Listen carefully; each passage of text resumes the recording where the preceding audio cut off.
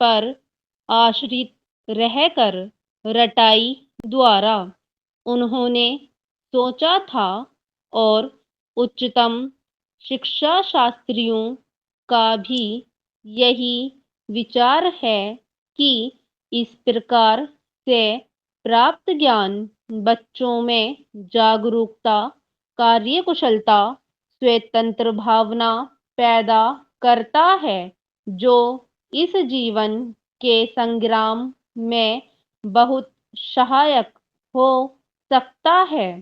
दूसरा मौलिक विचार उनका यह था कि इस प्रकार की शिक्षा इस देश के लिए अनुकूल ही नहीं बल्कि अनिवार्य है।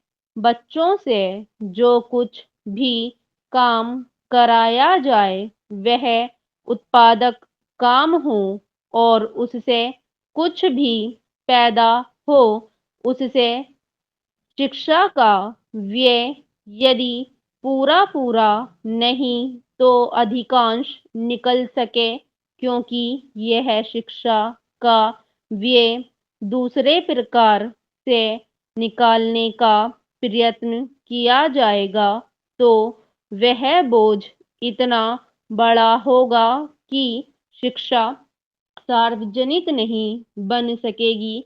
पिछले वर्षों में जो कुछ भी विचार किया गया था या प्रयोग करके देखा गया, उससे जहाँ तक मैं समझता हूँ वही निष्कर्ष निकाला जा सकता है जो पहले सम्मेलन में हुई बहस से निकाला जा सकता था।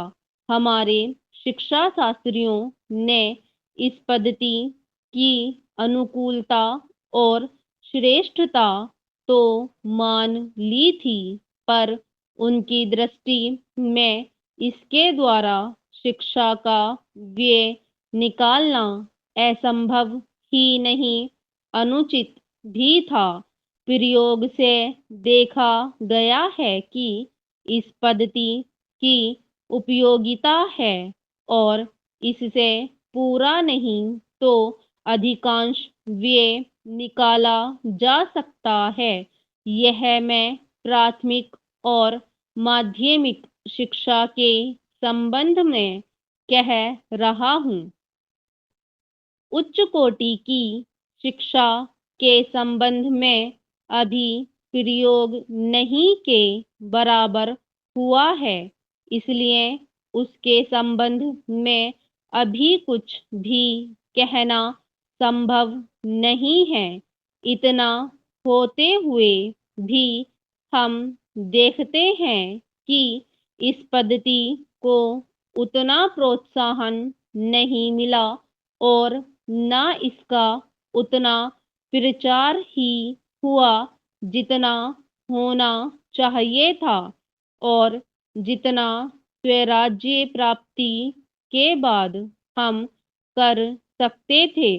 इसका कारण जहाँ तक मैं समझता हूँ यही है कि इसकी उपयोगिता प्रमाणित होने पर भी पुरानी पद्धति पर जो आस्था थी वह अभी दूर नहीं हुई है और इसी कारण शिक्षा के काम में जो व्यक्ति लगे हुए हैं उनका न तो इस ओर ध्यान गया है और न उन्होंने इस विषय पर गहराई से चिंतन किया है।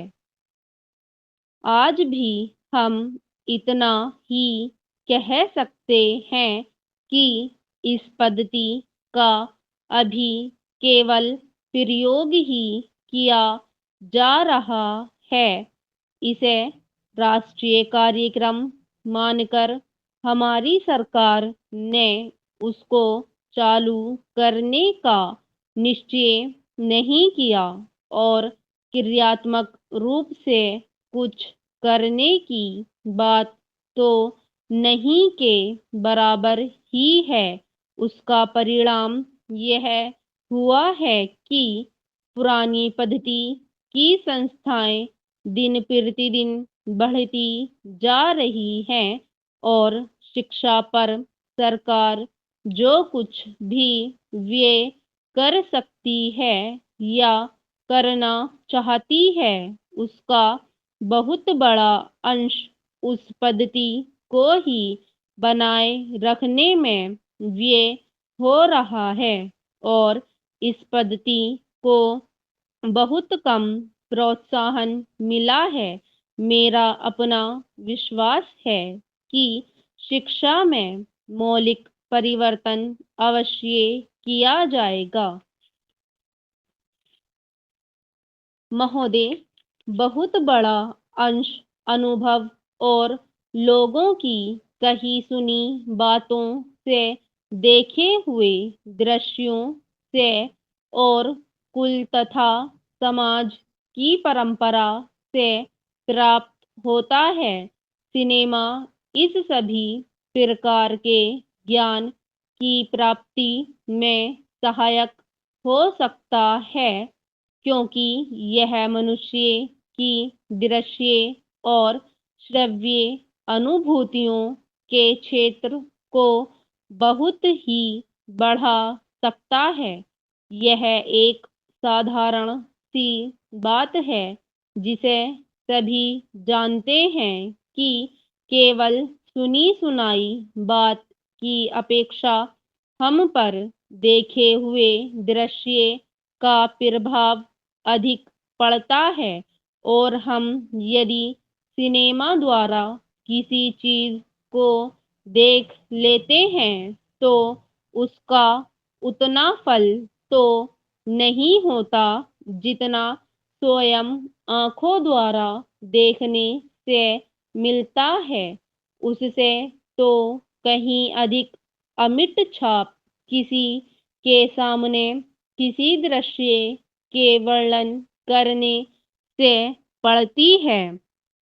मन बहलाव के भी साधन कितने ही प्रकार के होते हैं।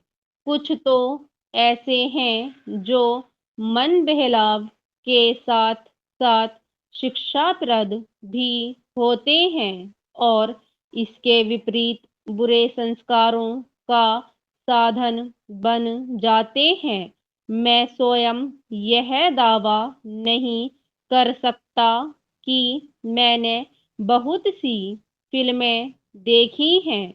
सच पूछिए तो मुझे बहुत कम फिल्में देखने का अवसर मिला है, पर मेरे पास जो खबरें पहुंचती हैं बहुतेरे विश्वसनीय भाइयों और बहनों द्वारा जो शिकायतें पहुंचाई जाती हैं उनसे मालूम होता है कि बहुतेरी फिल्में दूसरी कोटि की हैं जो शिक्षा अथवा मन बहलाव का साधन न बनकर बुरी वासनाओं को जागृत करती हैं, विशेषकर युवकों के चरित्र पर बुरा प्रभाव डालती हैं। हो सकता है कि इस प्रकार की फिल्में अधिक लोकप्रिय होती हों, उनके द्वारा अधिक पैसे कमाए जा सकते हों।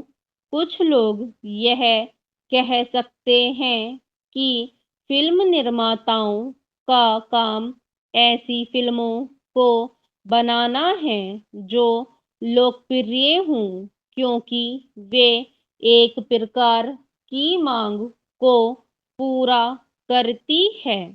यह भी कहा जा सकता है कि फिल्मों का ध्येय मन बहलाव ही है। उसको तो तभी सफल मानना चाहिए जब फिल्में उन लोगों का मन बहला सकें जिन लोगों के लिए बनाई गई हों। स्टॉप।